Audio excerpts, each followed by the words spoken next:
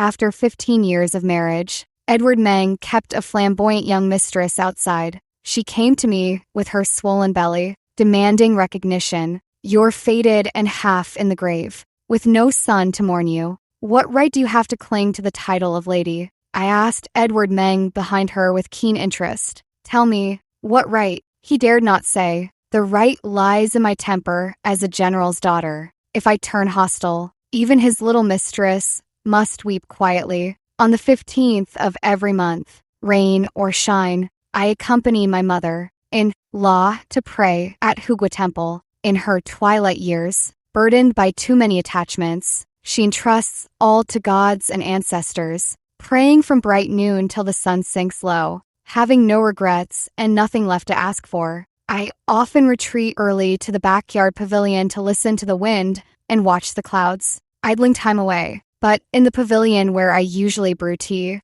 I met an intriguing young girl holding a bowl of bird's nest soup served by her maid, her eyes curving into smiles. Oh, him. He always fusses needlessly. In such a vast place as Hugua Temple, how could he and his son possibly go hungry? As she spoke, she absent-mindedly stroked her still, flat belly, her face radiant with the gentle joy of first-time motherhood. Noticing my gaze, she nodded at me somewhat sheepishly. Then she asked casually, "How old are your children now, my lady? Did they trouble your rest and appetite like the little rascal in my womb?" Every noblewoman in the capital knows Sophia Sue cannot bear children. Few would dare court misfortune by mentioning it. Yet her eyes held nothing but sincerity as she waited earnestly for my reply. I offered a faint, polite smile and responded, "I've been less fortunate. I've never had children." She sighed, with what seemed like genuine regret.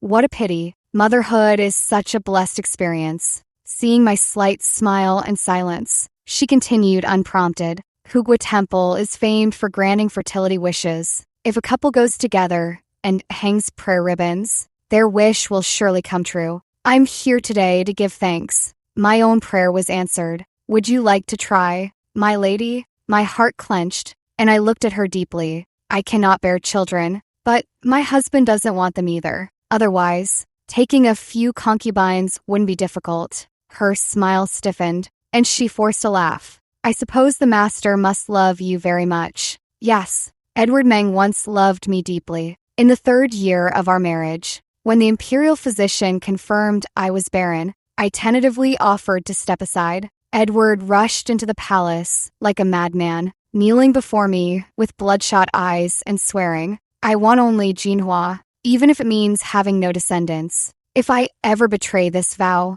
may I die a wretched death. I've made peace with it all these years, never tormenting myself over the lack of an heir." He kept his promise too. Not a single woman was added to the household. Time flies, and half my life has passed. It's almost laughable that a young girl would still stab at my heart with talk of heirs. As I helped my mother-in-law down the mountain, the young woman happened to board the carriage waiting for her. The carriage was spacious and luxurious, no less grand than those of the Grand Tutor's estate. The maids and servants attended to her with utmost care, following every instruction from the master to the letter. A woman truly cherished and held dear in her husband's heart. But a trinket hanging from the corner of the carriage canopy caught my eye. It was the piece not Mother Meng had begged Edward to carry last month, which he claimed to have lost and swore he didn't know where it was. Mother Meng clearly noticed it too. She quickly stepped in front of me.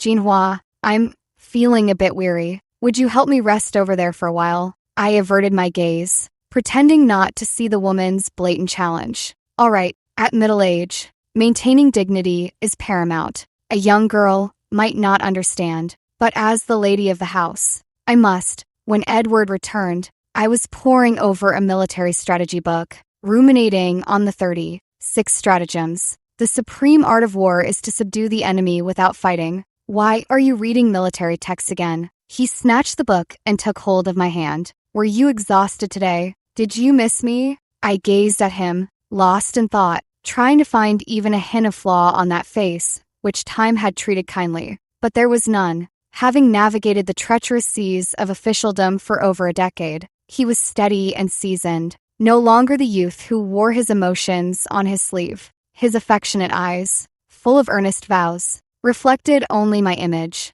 Yet, a small stain on the wide sleeve of his blue robe betrayed him. While he was distracted, I pinched it between my fingers and sniffed. It was crab roe. That woman had once told her maid with a blushing face. My husband can't stand the smell of crab, but I simply adore it. He promised me that upon my return today, he would reward me with a full bowl of crab meat he had shelled himself. So he returned late because he was shelling crabs for her. I too love crab meat. Before marrying Edward Meng, my father and brothers would roll up their sleeves and shell a full bowl for me. Later, Edward said the fishy smell of crab made him nauseous, even from a distance. For his sake, I never ate crab again. To this day, while I compromise for love, he has learned to embrace it with tolerance, wholeheartedly embracing another's preferences and habits. Truth be told, I too once possessed such bold and unreserved affection. Back then, I was not yet his wife. I merely mentioned offhand that my maternal grandmother's mung bean cakes were the softest, most fragrant, and least cloying. Pity they were so far away. Who knew when I might taste them again? He then rode alone day and night without rest for 4 full days to bring back those very cakes. Though cherished by my father and brothers, I never lacked love, yet my heart still stirred for that youth's sincere and fervent devotion. After all these years, Edward Meng's way of loving someone remains utterly unchanged. Only, the one being loved is no longer me. My heart felt heavy, my eyes stung, it all crumbled. His hand stroking my hair paused. What? I smiled faintly. Those mung bean cakes you brought me, cradled protectively against your chest that year, they still shattered into crumbs during the long, bumpy journey. Edward Meng, do you think our lives would be more complete if we had a child? His eyes, which had been meeting mine, shifted away, guiltily. Nonsense. If you want mung bean cakes, I'll have someone buy them for you tomorrow. Times have changed. I stopped eating mung bean cakes long ago. Only naive young girls can be coaxed into smiling with mere treats. As for me, I refuse to search for traces of love where none exists. He thought I didn't know. Just half an hour ago, he went to his mother's courtyard to secure a legitimate status for that woman outside and her unborn child. And his mother replied with 4 words, "Remove the mother, keep the child." Sir, there's an urgent matter at the Imperial Academy. Edward Meng glanced at me indifferently. Rest early, my lady. I'll return shortly. He wouldn't be coming back. That was that woman's warning to me. I immediately summoned Caleb Lien, the guard brought from my maternal family. As a battlefield scout, he could uncover anything if he set his mind to it. Investigate where the master has been going recently. Keep it quiet, and don't alert the enemy. He gave me a rather surprised look. Edward Meng and I have been married for 15 years, and we've known each other since we were toddlers, roughly 30 years together. I would sooner suspect my powerful father and brothers of treason than believe Edward would betray me. That's precisely why the betrayal, a stab in the back from the closest person, cuts so much deeper. There's a spare carriage at the back gate of the Imperial Academy. Follow it now, and you'll find what you need. Once one accepts reality and lets go of emotion, the mind becomes exceptionally clear. If Edward spends every day at the Imperial Academy, how could he possibly hide a living person right under my nose? Most likely, he slipped away by swapping identities within the academy. My guess was right. In just a few days, every detail about the girl he's hiding in the Western District, even 3 generations of her family history, was laid out on my desk. She turned out to be Lily One, the illegitimate daughter of my elder brother's former deputy general. Now, in the bloom of youth, she fell from her horse in the outskirts of the capital and right into Lord Meng's arms. As a low-born daughter, she endured endless humiliation from her legitimate sister and the mistress. Riding out of the city was her desperate bid for survival. Edward Meng doted on her, so much so that he pampered her all the way to his bedchamber, bought her a 3-courtyard estate, and gave her more maids and servants than I ever had. The young girl's love was flamboyant and domineering. She was always desperate to prove herself more important than the fading first wife. So, on my birthday, She came down with a high fever. On the anniversary of my father and brother's deaths, she fell into the water. When I hosted a banquet, her room caught fire. Time and again, she made Edward choose to betray me. She even learned that I owned a southern pearl hairpin gifted by the Empress,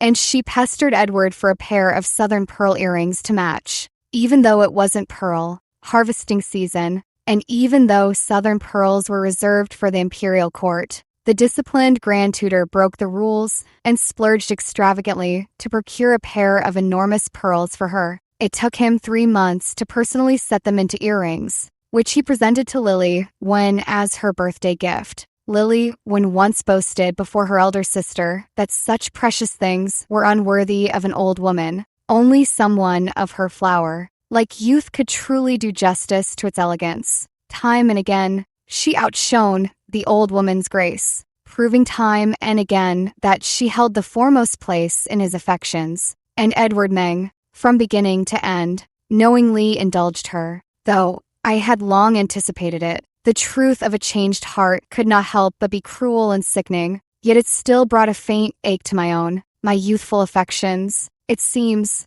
were destined to one day swallow needles and swords. But I, Sophia Sue, have never been one to accept losses quietly. If you gift me with needlepoints, I shall return them with blades. A pair of pearls is nothing. I possess far greater treasures. But he should never have made me pick up what others had discarded. Before my birthday last year, Edward Meng pestered me endlessly, asking about the popular styles, designs, and craftsmanship of earrings in the capital. Unable to endure his persistence, I finally asked him what he was up to. He rubbed his nose and muttered softly in a pitiful tone, "I only wanted to make a pair of earrings for my lady with my own hands. Why couldn't you just pretend not to know?" I stayed up late by the lamplight, explaining it to him in detail all night. He listened attentively and told me to wait for his good news. My heart swelled with joy, eagerly anticipating his surprise. But on my birthday, what he gifted me was a pair of white jade bracelets. When I asked about the earrings, his face stiffened, and he lowered his head. "My craftsmanship is too poor. Better not embarrass myself." He poured his heart into someone else, leaving me with only half-hearted efforts. Those bracelets were sent to me only after that young girl gave her permission. I wore them every day, thinking they were filled with affection, but they were just another's mockery of me. Long before that, he took her along on official business to Jiangnan, where they stayed for half a year. During those months, he took her on nighttime cruises along the Qinhuai River and carried her up to the peak of Huangsha Mountain. And on the vast Yangtze River, he held her in his arms, entwined in passion throughout the night. All the places I had once joyfully shown him, he revisited with his blooming new bride, the elderly nanny who once made osmanthus cakes for us. Her eyes, now dim with age, asked after my well-being before congratulating him on finally having his wish fulfilled. A precious daughter who even bore some resemblance to the lady. The little girl stiffened her neck. "I'm not her daughter. That old woman who brings misfortune to the family. How could she have such good fortune?" What did Edward Meng say? Oh, he tapped her nose with a chuckle, calling her a petty little mischief maker who loved to stir up jealousy over nothing. Why dwell on others' sore spots? Just bear me a few more children instead. So I was the unimportant other.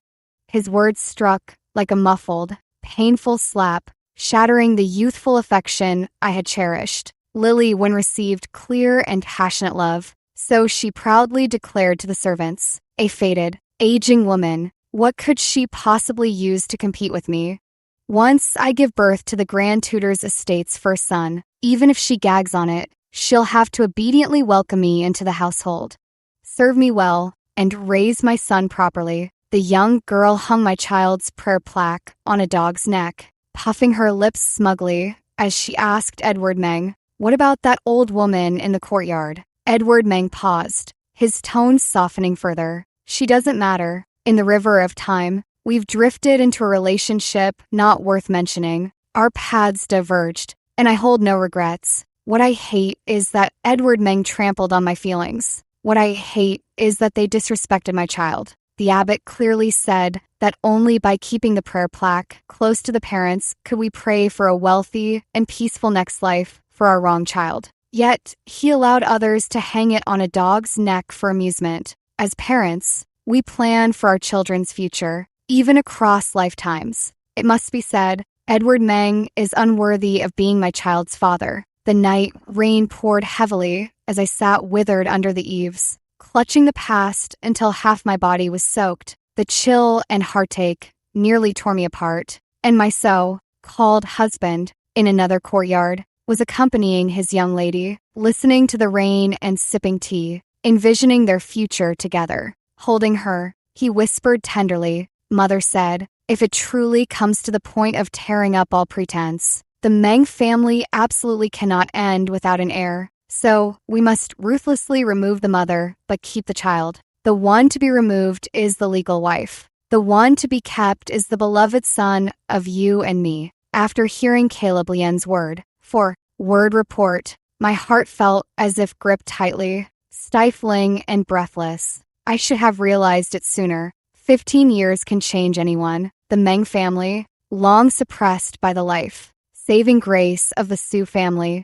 had long nurtured discontent. They refrained from pressuring me over the issue of heirs, fearing public opinion. But now, with a legitimate heir within reach, how could they bear to let it go? And the Edward Meng of today is no longer that radiant young man who once rode 1,000 miles for a plate of mung bean cakes. What he cannot let go of is the wealth I brought into this marriage. What he cannot endure is others mocking him behind his back for having no son to carry on his legacy. What he craves is the allure of youth and the satisfaction of being adored and admired. But wanting both this and that is simply too greedy. Even if the inner courtyard has worn down my edges, I am not one to swallow bitterness and force a false sense of completion. I shattered that pair of jade bracelets in the pouring rain. The relationship fell apart. It wasn't my fault, and I'm not the one who deserves to die. It's the betrayer who should swallow 1,000 needles. At dawn, Edward Meng returned to the manor. Chilled to the bone, the young woman had left a glaring love bite on Edward's neck, pointing at the nauseating red mark. I teased mockingly, "The woman outside is far too bold. She probably doesn't know the fierce pride of the Su family. She might die on the road without even knowing why." Edward looked at the shattered bracelets, his brow twitching. "It's just a rash from accidentally eating peanuts. Why would the bracelets break for no reason?" I replied with a faint smile. "Jade is fragile. It can't compare to the resilience of Eastern pearls. Compared to jade, I still prefer Eastern pearls." His gaze was intense, searching my face for answers. Unmoved, I simply handed him the medicinal soup his mother drank daily. Golden gardenia jade is too precious. Now, that consort Shu is pregnant and needs it herself. I cannot ask for more. As for your mother, I must trouble you to go to her. After all, 1,000 acts of careful devotion cannot outweigh a single moment of dissatisfaction to lose someone's heart completely. Edward Meng and I faced off for a long moment before he finally took the medicine bowl. "Attending to mother has always been your forte. Very well. Since you've come to me, I'll make the trip for you." Watching his tall, imposing figure stride out the door, I casually added, "Devotion and filial piety have always been for one's own sake. My 15 years of wholehearted effort were because I never treated any of you as outsiders. You shouldn't have forgotten that." Edward Meng turned back in surprise, but I didn't spare him a single glance as I held my teacup. He went to his mother's courtyard with a belly full of questions, only to spend another hour scheming. If he knew that the medicine delivered day and night was meant to end his mother's life, would he still be able to smile? Caleb Lien had never seen my eyes burn crimson with hatred. Hidden in the darkness, he did not reveal himself. I didn't even know where he stood. That little girl outside is so ostentatious, giving me so many provocations. Shouldn't I return the favor?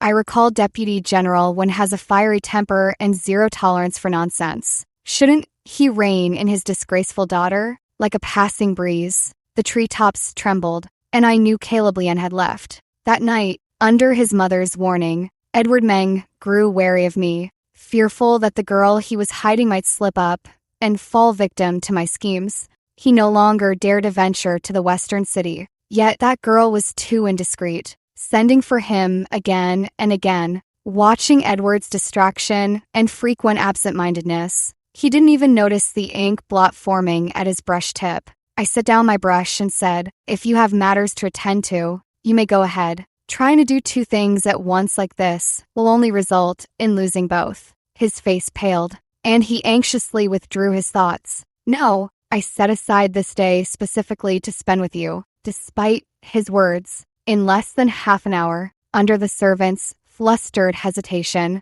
he excused himself for urgent business outside the estate, tossing the half-copied sutress for our child to me. As I watched his hurried figure about to step out of the courtyard, I couldn't help but call out, "The roads are slippery in the rain. Mind every step you take." After all, at our age, ensuring everything is handled with care is no easy feat. If you take a serious fall, you could lose everything. His figure paused briefly, but he still left resolutely. I withdrew my gaze, my tone icy. "I hope you won't be foolish for love." Edward Meng, in the end, was not foolish. His young lady was intercepted by his legal wife and her sisters on the street, forced to kneel and slapped repeatedly until her lovely face was swiftly disfigured. The foul-mouthed crowd and the onlookers degraded the young girl to utter worthlessness. Like mother, like daughter, both are the type to scheme their way into a man's bed. Pity she lacks her mother's luck. Lady Wen was generous enough to grant her a concubine status, unlike this one who parades about as a kept woman all day long. If not for the quarrel with the minister's daughter, who would have known that the most luxurious courtyard in the West City housed such a seductive mistress? The Wen family, after all, comes from a military lineage. How could they raise such disgrace? In any ordinary household, she'd have been hanged to uphold family honor. When she locked me away with the shackles of the inner courtyard, she probably never imagined she'd one day be flayed by society's blade of judgment. The young girl, utterly vilified, bit her lip with tear-filled eyes, her long hair disheveled, casting a fragile, pleading glance toward Edward Meng in the crowd. Though Edward Meng clenched his fists, he chose not to risk his future and the Meng family's reputation by playing the hero. Instead, he urgently sent a plea for help to the dandy nobleman, Lord Arthur Hua. The spitting and slaps fell upon the girl's face, but reddened Minister Meng's eyes. By the time Minister Hua arrived to rescue the girl, that once vibrant, radiant face, always feigning delicacy, was already unrecognizable. Edward Meng had long been waiting in agony with a physician in the small courtyard, his heart wrenching with pain, sitting in the tea house. I counted slap after slap, and only when they reached 100 plus 20 more did I feel somewhat satisfied. That old woman had nothing else to offer, just an excess of cruel methods and a heartless nature. The Wen family upheld strict principles, giving Lily Wen a choice. Faced with hanging herself or severing ties, Lily Wen chose the latter. With a face swollen like a pig's head and under the scornful stares of others, she had no choice but to play dead and be carried back to the western courtyard. From then on, everything she had once prided herself on was branded with labels of theft and disgrace. Yet she still didn't realize that her face had been utterly ruined.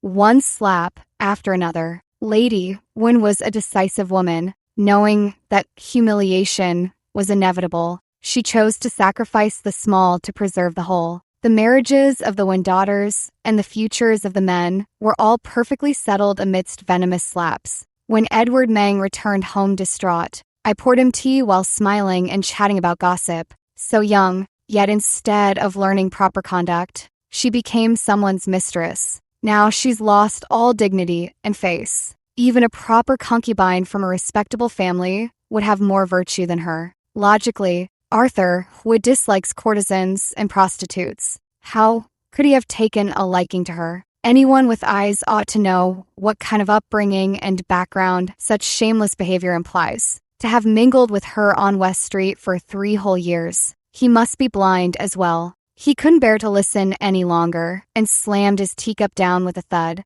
My lady has never been one for gossip. Why speak like a street corner busybody? judging others' rights and wrongs. I seized his hand, and as he noticed the blood stain on his sleeve, his pupils contracted and he instinctively tried to pull back, but I held on tightly. While wiping his hand, I smiled without warmth reaching my eyes. It's just a pity for the lady of the manor to have such a massive turd splattered right on her face. The sheer disgust alone would haunt her for life. Edward Meng trembled, but I abruptly lifted my gaze, locking eyes with him fiercely. Husband, you wouldn't subject me to such revulsion, would you? After all, I was never one for gentleness. Edward Meng forced a strained smile. Of course not. The bond between us is beyond comparison to anyone else. Mother needs her medicine. I'll be right back. He fled in panic, and I poured the tea he had drunk onto the ground. Our affection has long been like spilled water, irretrievable.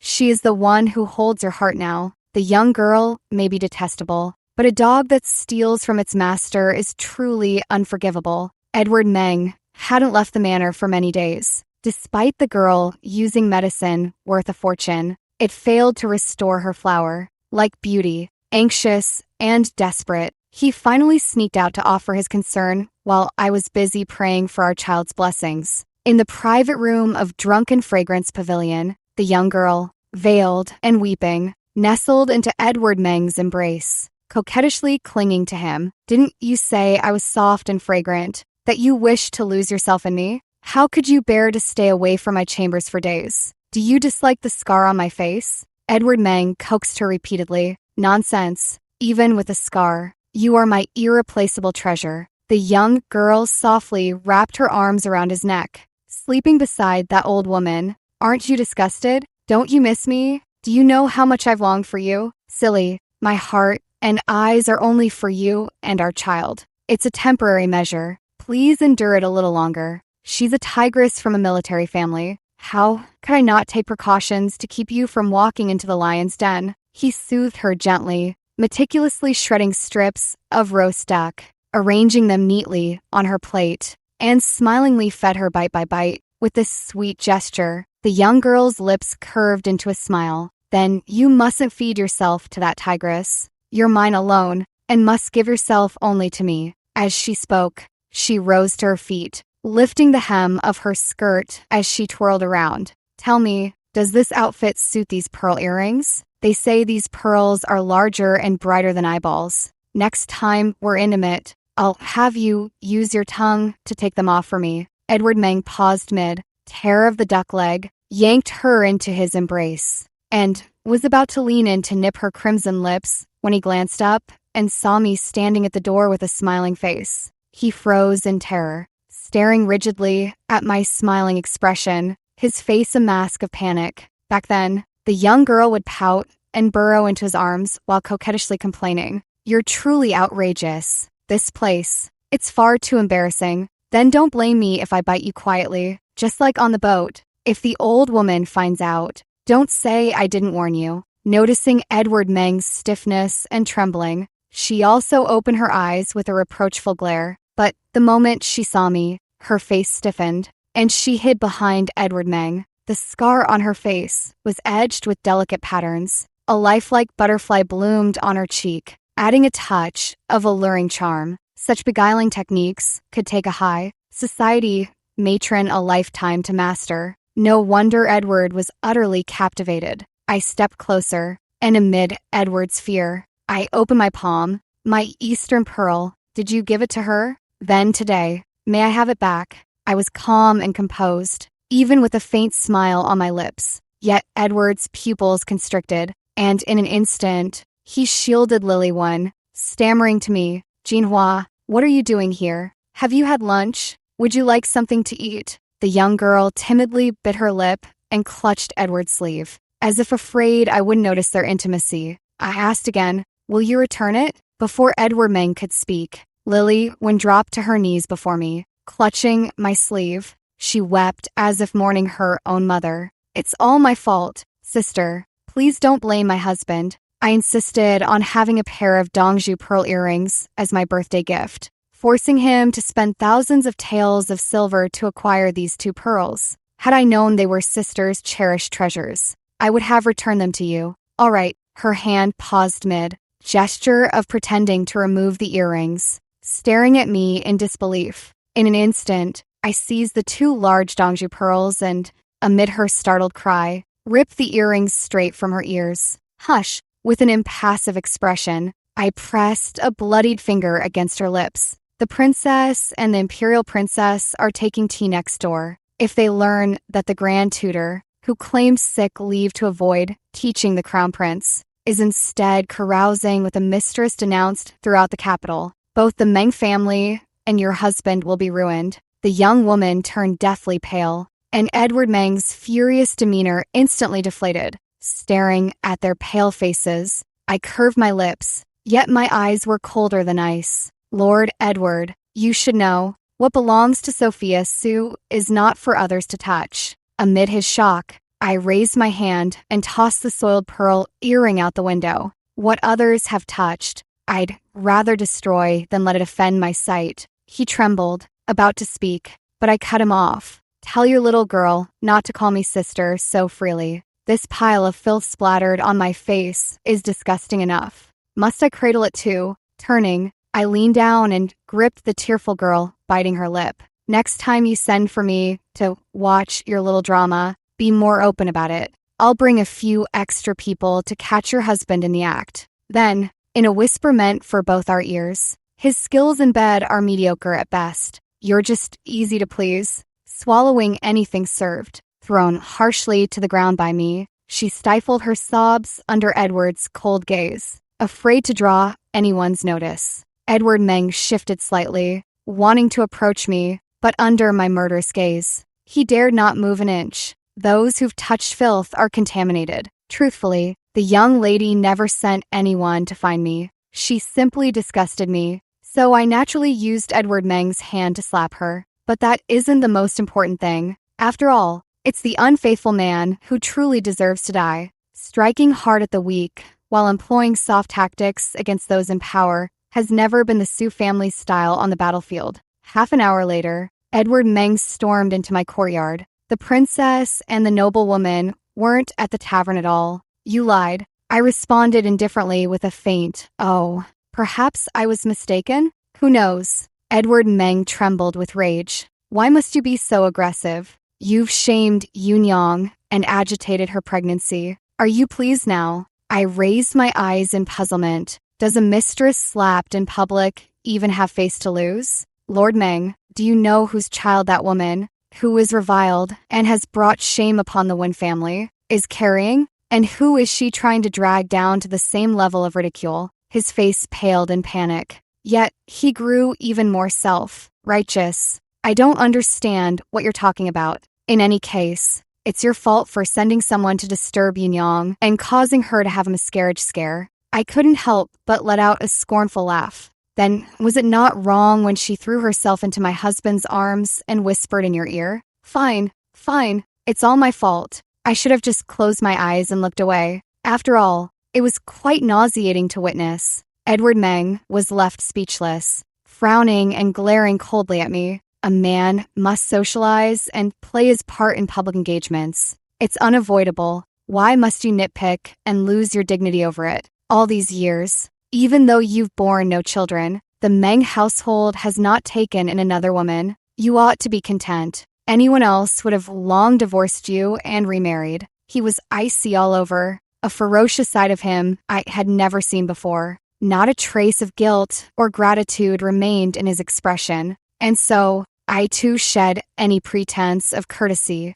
So, you too wish to be that outsider, taking a mistress, and even granting that child the status of a legitimate heir. The resentment in my heart could no longer be suppressed, turning into a cold, furious roar. Had I not ridden 1,000 miles to the frontier to beg my father and brothers for help when your Meng family fell into ruin, how would the child in my womb have turned to blood and water? The life, saving grace my Sue family showed yours has now become the sharp blade you, Edward Meng, turn against me. You've truly perfected the art of repaying kindness with betrayal and heady malice. No one asked you to do those things. I've repaid a lifetime for the favor you held over me. You should now demand the extinction of the Meng lineage. We parted on bitter terms. and Edward Meng retreated into his mother's courtyard. Caleb Lien stepped forward. Miss, if you wish for a divorce, even without the master and young master here, the Su family will never allow you to suffer injustice.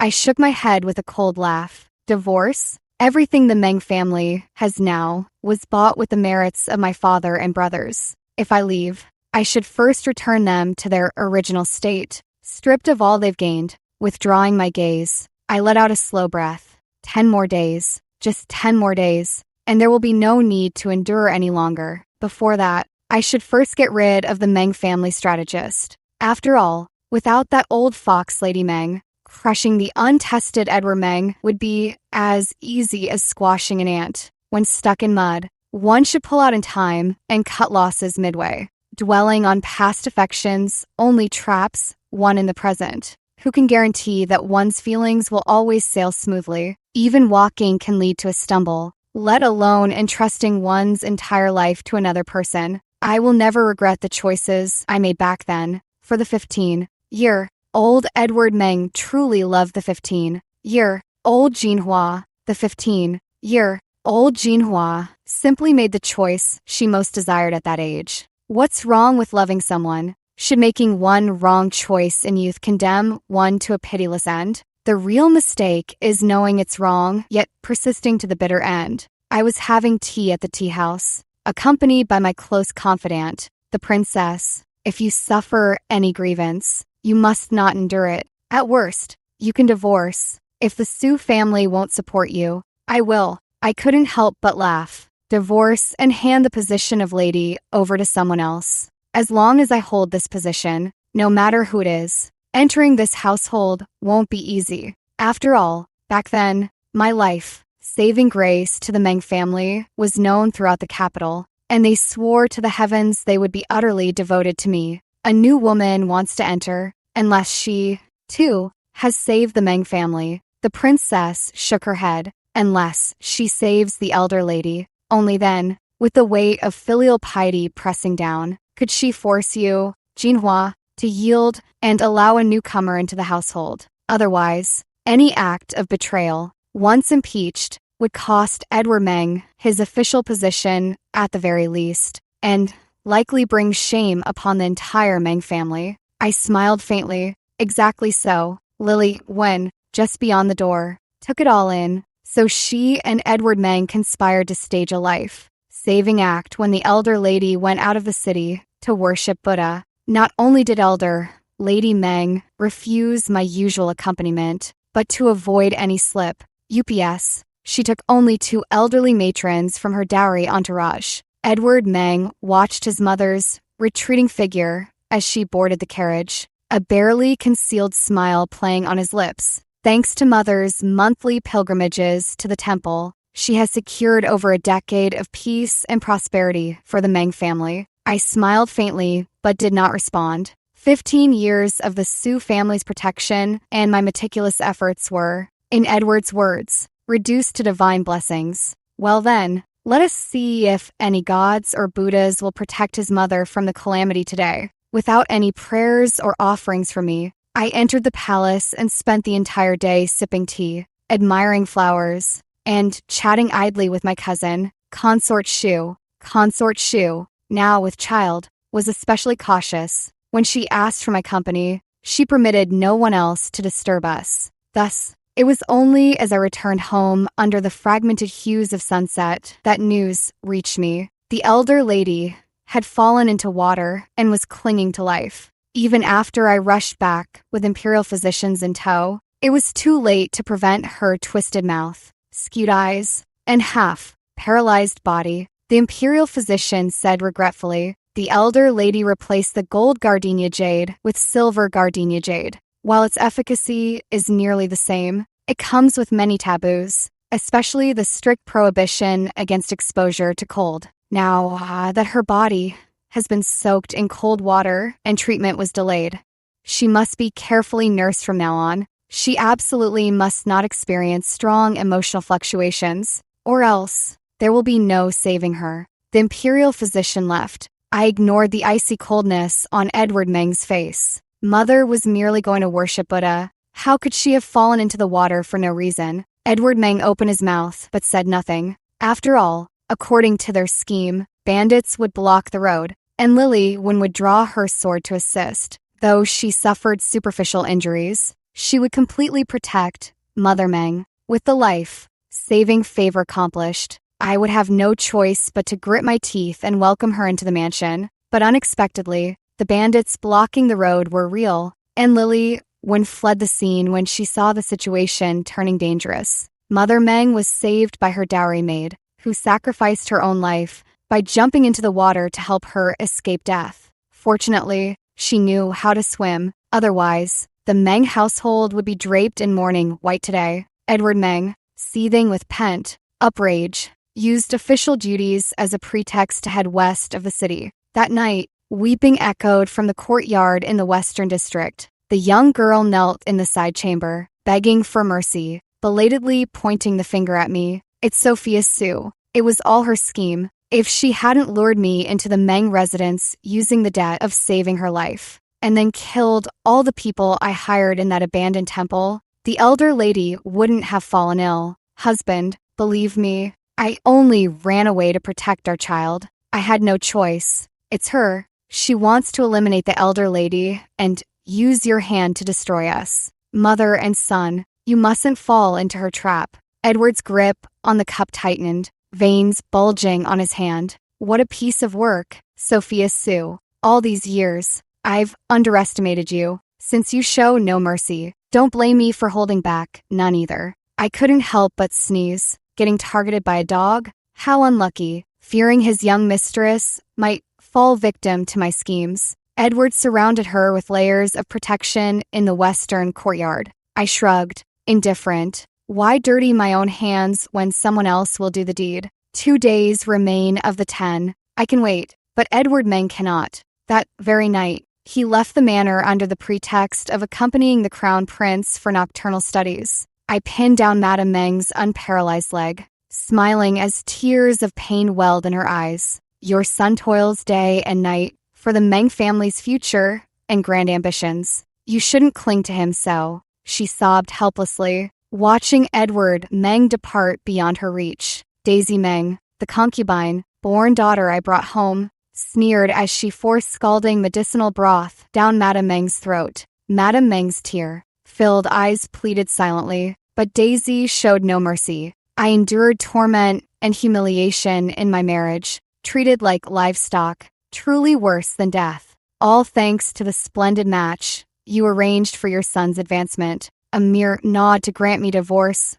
would have earned my gratitude. Yet you chose to drive me to ruin. Sister Jinhua was right. Better to rely on oneself than beg others. After I finish taking care of you, she will grant me freedom. So be good. Don't make things difficult for me. And don't distract my brother. After all, his grand plan to kill must not be delayed. Mother Meng was terrified, but couldn't utter a single word. Daisy Meng and I exchanged a glance, both seeing unwavering determination in each other's eyes. The courtyard was restless that night. After a bowl of tea, I fell into a dead faint. The maid who had served me for 10 years quietly dismissed all the courtyard girls and opened the back gate. When she slipped into my room with the bald-headed man, she realized the person on the bed was gone. In panic, she threw back the covers, but I stood behind her and laughed. Were you looking for me? The moment the bald-headed man turned in shock, I knocked him out with a chop to the neck. Then, the lights blazed, illuminating Annie's pale face. Lady, what are you doing? Why aren't you sleeping and gathering a whole courtyard of people so late at night? Daisy Meng stepped out from behind the crowd. We're catching the mole. Naturally, you shouldn't follow your sister's example, showing no loyalty to your mistress. Sister Jinhua isn't my birth mother. Your schemes won't reach her. Before Annie could argue, she was tied up and dragged away. By the time Edward Meng rushed over with a lantern to catch the affair, I was playing chess with Daisy under the lamplight. With one move, her entire game was lost. Sister, your strategizing truly hasn't diminished over the years. Thinking 5 steps ahead with every move, I concede defeat wholeheartedly. Edward froze at the doorway, his lovesick eyes darting around searching. I curled the corner of my lips and asked deliberately, "Husband, are you looking for Annie?" He masked his panic. "Not at all. I merely saw the lady's courtyard brightly lit and came to check. Since all is well, I'll head to the study." "Wait," he turned back. "Annie was caught in bed with an outsider, violating the household rules. She has already received the family punishment." As I spoke, I clapped my hands twice. A bloody corpse was carried before Edward Meng. He recoiled 3 steps in horror, vomiting uncontrollably onto the pile of mangled flesh. Had I not prepared in advance, that rotting flesh would now be mine. For noble women who lost their virtue, few survived like his little mistress did. Even seeking divorce was exceedingly difficult in these times. The fault was not mine. Why should I bear a tarnished reputation and implicate my clan's younger generation? Thus, between Edward Meng and me, it was destined to be a fight to the death. I smirked coldly and waved my hand. The corpse was carried away. The adulterer who trespassed into my courtyard was sent to the magistrates. After all, I needed to uncover his motives. Edward Meng's expression shifted dramatically. Unacceptable, meeting my penetrating gaze. He awkwardly explained, "Household secrets must not be exposed to public scrutiny. For propriety's sake, my lady should have him intercepted, beaten to death, and our reputation preserved." "You're quite right, my lord, but since you've always excelled at dealing with official matters, perhaps you should handle this visit?" He clenched his fists and gritted his teeth as he agreed. With my Sioux family's directives, Edward Meng would only meet with dead ends in official circles. The esteemed Grand Tutor Meng found it nearly impossible to extract someone from the imperial prison. He was overwhelmed with anxiety, terrified that his dirty secrets would be exposed to the public. I took advantage of his frantic busyness to pay a visit to his little mistress. She was forced to kneel opposite me, biting her lip and glaring at me with hatred. "Was it you who put my child's prayer charm around a dog's neck? If your own child meets a tragic end, wouldn't that be just retribution?" Her face paled, and she instinctively shielded her belly. I pressed further. "Was it also you who drowned the dog Edward Meng sent to the estate in the well?" She swallowed nervously and stammered in reply. "I don't understand what you're referring to. Lady, trespassing is a crime. I could report you to the authorities." I nodded. "Indeed, however, if this mansion was bought by Edward Meng, that's a different story. Does an old woman have the right to reclaim the Meng family's property?" Her face turned pale, yet she remained stubbornly defiant. "What does the Meng family's property matter? I now carry Edward's child. Everything of the Mengs belongs to my baby. So, what if you're the lady, jealous, unfilial, and childless? What right do you have to keep me from entering the household?" I drew a sharp breath. "How is it that I'm keeping you out? Edward has never mentioned bringing you into the household." The color drained from her face. Her eyes filled with disbelief. "Don't try to drive a wedge between us. My husband wouldn't lie to me. It's you, this old woman, refusing to let me in. I thought you were clever, but you're actually this foolish. I overestimated you after all. Haven't you considered? After tarnishing his reputation and harming his mother, how could he possibly let you in? It's just about keeping the child and discarding the mother. Snatching a son for me, the high-born lady. You're not even worthy as my rival." This trip was truly a waste of my time. Surrounded by my attendants, I left with a cold laugh. After the young girl cursed and went mad, she took 3 feet of white silk and hanged herself to enter the Meng household. Edward Meng, overwhelmed, sent the second lady of the Meng family to persuade me to be magnanimous, to turn a blind eye, to first bring her in through a small sedan chair. But I used worshipping Buddha as an excuse to shut her out, and behind closed doors, I began sharpening my knife before the Bodhisattva. How my dog died. Edward Meng must avenge it to appease my anger. Only then, out of respect for our 15 years of marriage, might I show leniency. The Meng women, carrying themselves as elders, were rebuffed and began chattering about all my faults before leaving with a harsh warning not to regret it, storming off in a huff. Overnight, the entire Meng household was in an uproar. 1,000 days of filial piety go unnoticed, but one day of a cold face is known to all. They labeled me as unfilial, childless, and jealous. They even threatened that if I refused to serve tea and apologize, the Meng family register would strike my name. Their behavior was calculated to make me feel at fault with no way out, forcing me to submit and be manipulated at will.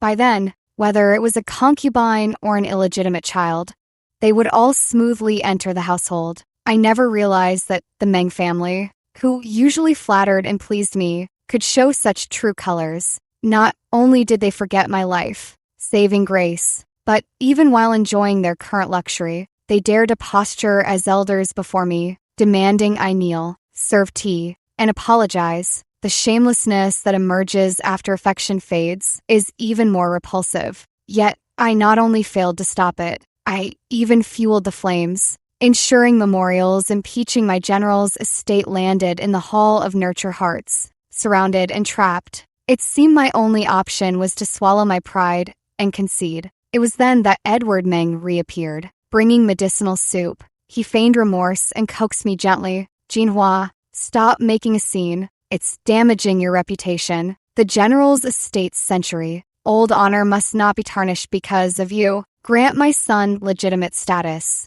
and I will let bygones be bygones." Oh, a noble concubine promoted to principal wife. Your Meng family truly spares no effort for its descendants. As he tried to argue, I backhanded him across the face, a strike against his shamelessness. How dare you mention the general's estate? Your decency and your vows of loyalty have both rotted away in that courtyard on West Street. The lofty grand tutor, caught off guard by this sudden slap, flushed with rage. Do you think the general's estate today can still compare to what it once was? You've spent a lifetime posing as a noble, aloof benefactor before me. Aren't you tired? I've already given you a lifetime in return. What more do you want? Must I really end my lineage for you? What's wrong with a man having multiple wives and concubines? If you were a man, you'd likely have a household full of them. Yet you force me to be a saint. You're the one who's deviant and beyond saving. From his bloodshot eyes and trembling hands, I finally heard his true feelings. Now that Yunyang is with child, whether you agree or not, the Meng family's children will be recognized by their ancestors. I did not argue. Under his furious glare, I gripped his neck and gently stroked the cheek I had slapped red. He tried to dodge, but as a general's daughter, I held him firmly by the collar, leaving him unable to move. "So, Lord Meng, have you forgotten the solemn vow you made in the Imperial Palace? I believe everyone in the palace still remembers. You broke your oath. If heaven won't let you die, what if I demand it? Do you think the Emperor would grant my wish?" He was terrified, stunned, and utterly disbelieving. "After all we've been through, my lord, you seem to have forgotten that I, Sophia Sue, was never a kind soul. My father and brothers rendered meritorious service in supporting His Majesty's rise. With the Sue family's iron will, making a small request of him would not be refused. The Meng family, originally convicted officials, owe everything they have now to the Sue family's protection and generosity. And which member of the Sue family, living by the sword, is a merciful bodhisattva? In my deep, unwavering gaze, Edward Meng saw nothing but boundless coldness and hatred. He never expected me to be so resolute, unwilling to yield even at the risk of mutual destruction. He stood frozen in shock, but I grabbed him and shoved him into the armchair, thrusting the bowl of medicinal soup into his hands. "Don't force me to make your little girl and her unborn child pay with their lives." Fearful, he clutched the drugged soup and fled in panic. From then on, he dared not provoke me openly, but schemed in secret to deal me a fatal blow, preferably one that would ruin me even in the eyes of the imperial family. This opportunity I obediently delivered into his hands. The Duchess hosted a poetry gathering, inviting Lady Chun from the censorate, Lady Yuchi from the Duke's estate, and Lady Li, wife of the Grand Master of Imperial Entertainments. The scandal at the Meng residence had spread throughout the capital, and I had become the most despised mistress in everyone's gossip. They gathered around the stove to brew tea, intending to comfort and console me, but I remained aloof and detached. They sent for Edward Meng and the other officials. Before I finished brewing the tea, The door was flung open. Lily Wen dropped to her knees before me, weeping delicately. "I beg you, lady, for the sake of the child, let me—" She froze mid-sentence, because I was the only one in this vast tea room. The woman who intended to pressure and embarrass me with her unborn child before the other ladies was dumbfounded. But under my mocking smile, she dropped her pretense and sprang to her feet. "You wretched woman, what do you have to be so smug about? At 30, you're already fated and half in the grave. A wicked, ill-fated creature who deserved to lose your father, brother, and short-lived son. Now, the desolate general's estate can't back you up. You'll die old with no son to mourn you. Why won't you let me through the door?" She was hysterical. Even her hairpins askew from the agitation. I stepped closer, smiling as I gripped her chin and straightened them during her startled cry. "So after 3 years as a mistress, you finally want status? Even scheming a rescue plot that left the elder Lady bedridden without remorse?" She glared at me fiercely. "So what if I am? My husband chooses to trust and indulge me. What can you possibly do about it? A hen that can't lay eggs dares to monopolize the Grand Tutor's estate? By what right?" I glanced at Edward Meng outside the door and asked with keen interest, "Edward, tell me, by what right?" Edward Meng stood outside the door, his face frozen with sternness.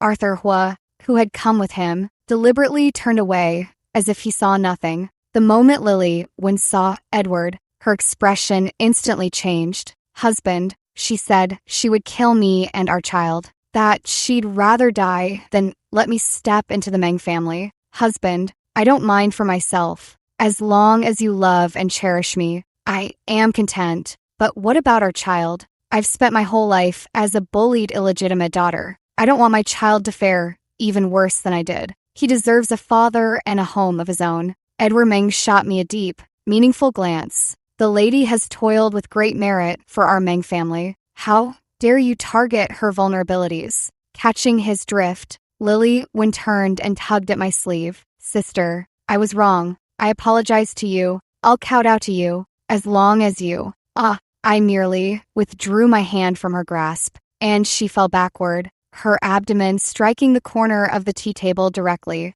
Edward Meng rushed over frantically and cradled her in his arms. A beauty's tears are truly heart-wrenching. "Husband, it hurts so much. Sister didn't mean to. Please don't blame her. She just lost her own child and doesn't like the one I'm carrying with you. Please, don't hold it against her.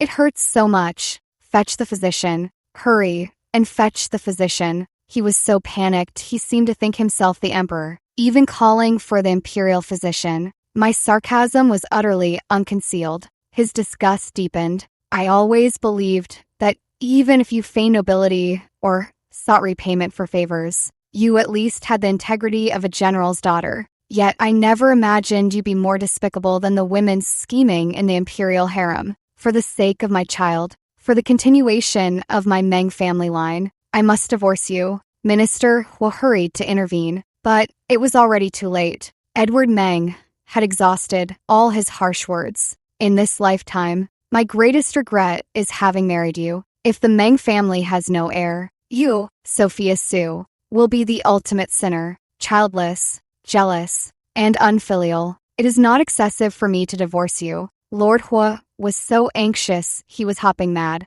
"Choose your words carefully. Be prudent." But I was straightforward, pulling out the prepared divorce agreement from my bosom. "To divorce me? You are not qualified. A mutual separation is your best option. The child I lost for the Meng family shall be my retribution, but I await to see yours. To profit from my Su family by divorcing me. The Meng family's schemes are so blatant, they might as well be sprawled across the main street." In that moment, Edward Meng finally understood from my unwavering resolve. Severing ties with him and the Meng estate after over a decade was not the Meng family's choice, but my Sophia Su's calculated plan. The consequence of a mutual separation is that everything from the Su family will be returned to the Su residence. By then, the Meng family will be left with nothing. His gaze darkened, and his arms unconsciously tightened around Lily Wen. "Don't even think about it. Only I can divorce you.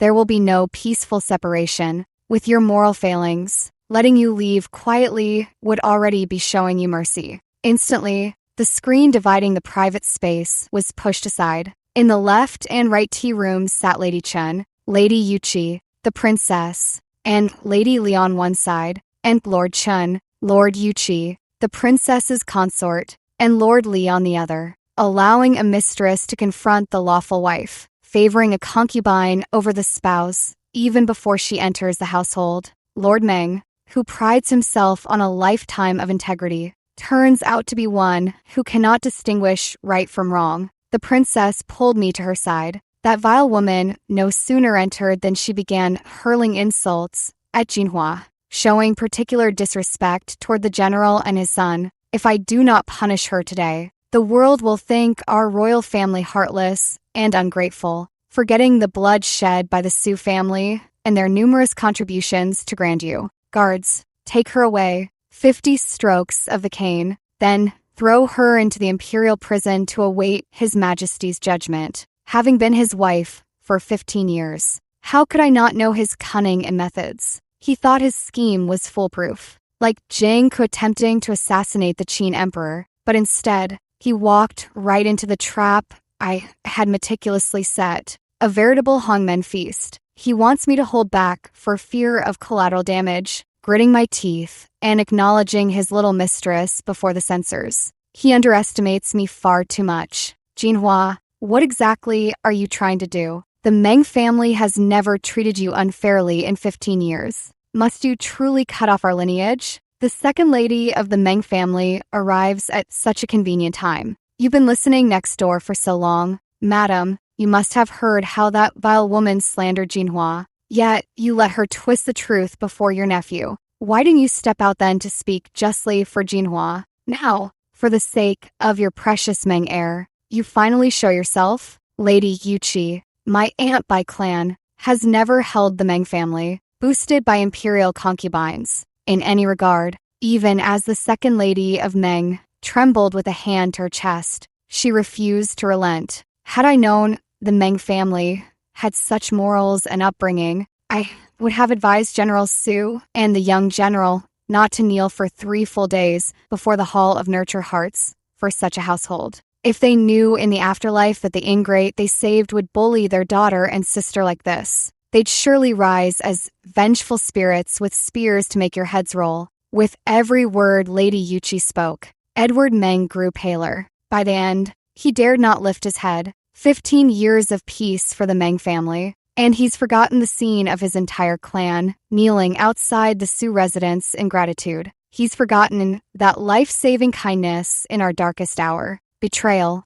bullying, even humiliation. This is the repayment the Meng family gives me. Lord Yuchi coldly spread a written confession before Edward Meng's eyes. In an instant, all color drained from his face. Conspiring with an outsider to scheme against his own wife. You'd be hard-pressed to find a second man in all of Grandview as shameless as this. With such low character, I fear he'd be a corrupting influence on His Highness the Crown Prince. Edward Meng stood frozen, instinctively casting a pleading glance my way, but I handed him the divorce papers instead. Sign it. As for her, the woman in his arms shrank back as I pointed at her. Do as you please. He lifted his gaze to meet mine. In those eyes that once sparkled with wonder at beauty, shone when I agreed to marry him, and remained swollen with grief for a year after we lost our child. There was ultimately hesitation and regret, even a middle-aged man is the same,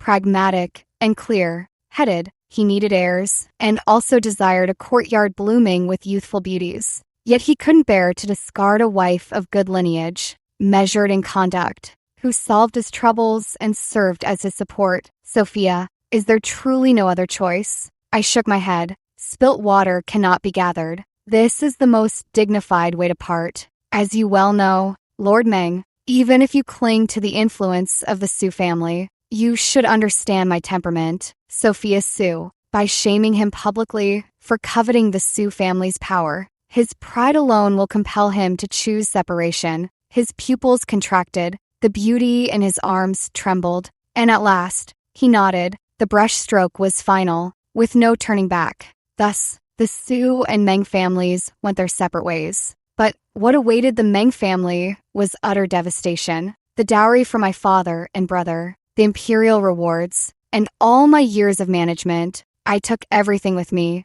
The world praised my unyielding integrity, worthy of my family's legacy. Meanwhile, the morally flawed Meng family, once living in luxury, suddenly found themselves unable to make ends meet. Even the Meng clan's children studying at the capital's academy were sent home, left with no books to read, and the grand tutor, who had publicly tried to ruin the lady's reputation for his mistress, was impeached, scorned, stripped of his position, and caned. Only then did they remember. Edward Meng's title of grand tutor was granted out of the emperor's pity, bought with the lives of my father and brother. The Meng women cursed vehemently. Ungrateful bastard. A wolf in sheep's clothing who turns on you once fed. You're driving our family to death. Without silver, without livelihood, such a large household can't even survive on porridge. Edward Meng dared not say much. That year, after the Meng family was stripped of their assets,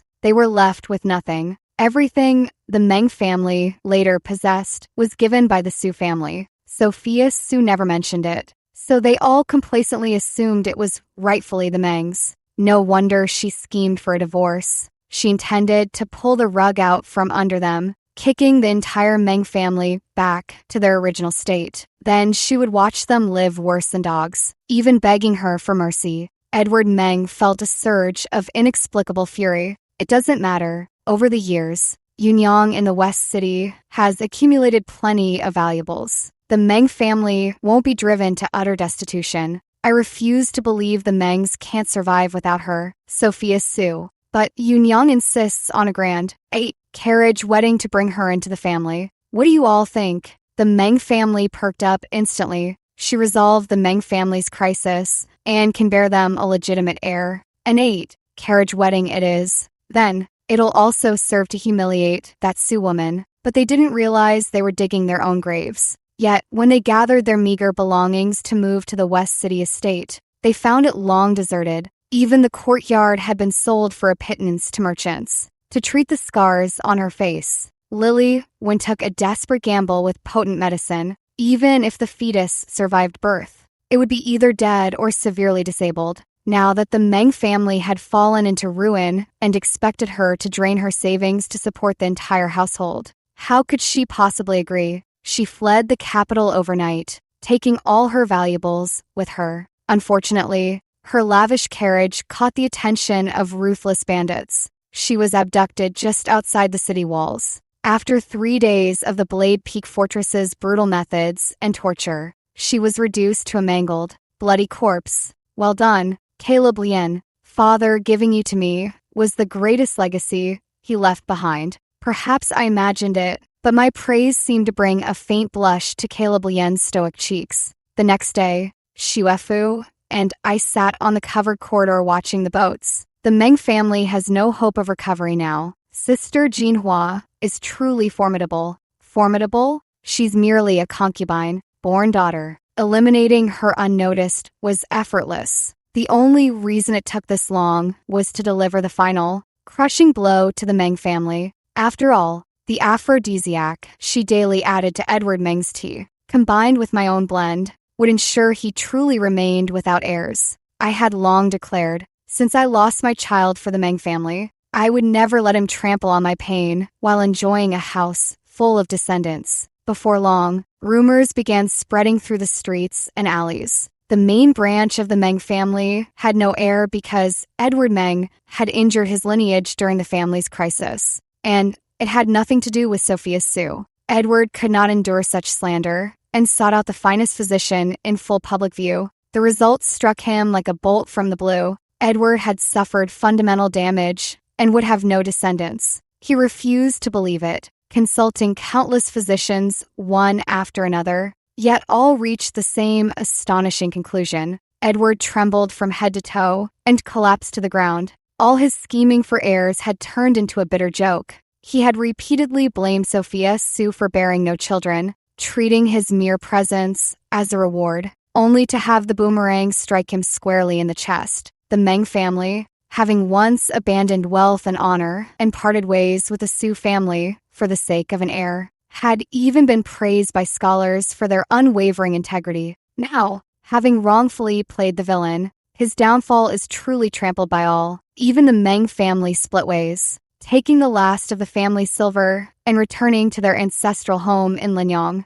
Upon hearing the news, Mrs. Meng was heartbroken, coughed up blood, and passed away. How could someone as proud as Edward Meng endure the scorn of thousands? Like a stray dog, he cowered and lived in fear, clutching his head. Yet people still chased after him, mocking and spitting insults. The torment of the mind far outweighs the suffering of the body. The once dashing Lord Meng now looked haggard, weathered, and aged beyond his years. Overwhelmed by misery, he decided to return south to Linyang. Before leaving, he knelt outside the Su residence, begging to see me one last time, holding the shattered white jade bracelet and the pearl earring he'd fought for even after having his leg broken. He spoke through tears, recounting every way he had failed and wronged me. He even pleaded for a chance, invoking all the effort and sincere planning I had devoted to him and the Meng family.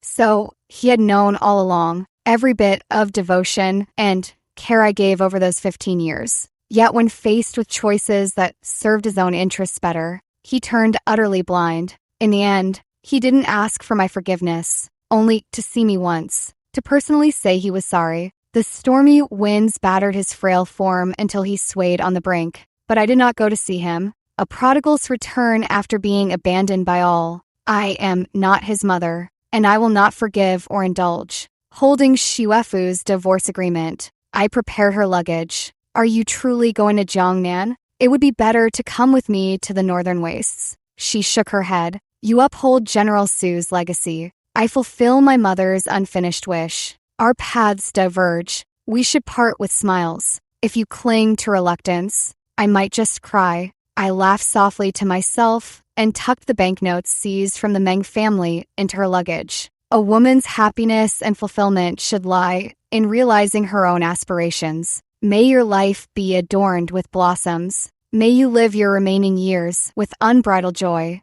Such a wonderful girl should never be a sacrifice to anyone's climb for power and influence. She ought to be a free wind, carrying the scent of flowers, blowing through every corner her heart desires. On the 5th day of Daisy Meng's journey south, her faithless husband, still entangled with another, showed up at my doorstep. If Daisy Meng admits her wrongdoing, serves Yuner tea, and apologizes, I might let bygones be bygones, take her back to the manor, and grant her the status of an equal wife. Otherwise, given the Meng family's current state, not even a concubine position would be offered to her by anyone. I struck his smug face black and blue with my long spear. Where did this rabid dog come from, daring to bark nonsense at the Su residence? Not only has Daisy long signed the divorce papers and cast you aside, but even if she hadn't, I'd plead before the Emperor himself to grant her freedom.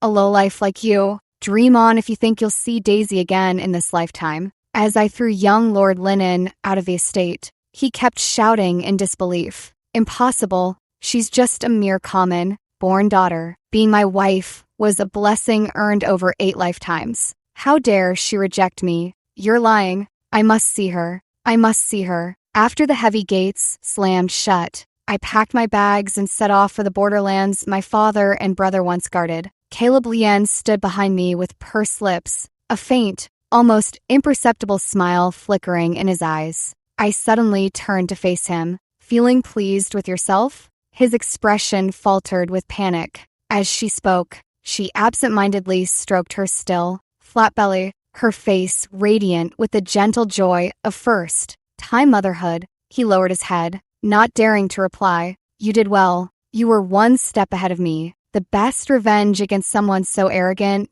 is to take away everything they hold dear. If they want a legacy of countless descendants, I'll make sure their bloodline ends. If they dream of rising high and standing above all others, I'll crush them underfoot, leaving them worse off than a beggar with all their limbs intact. Death is too merciful. A life of endless suffering is the true torment. Let him spend every waking moment in regret, mourning the wealth and status he threw away with his own hands, forcing him to swallow needles every day. That is his deserved punishment. Caleb looked at me with admiration, but I doused his enthusiasm with cold water. But you still held back. You should have gouged out his eyes. What use are they to someone so blind? Then, should I go back and finish the job? Suppressing a laugh, I tossed the bundle into his hands. We depart northward tomorrow. There's no time for such leisure.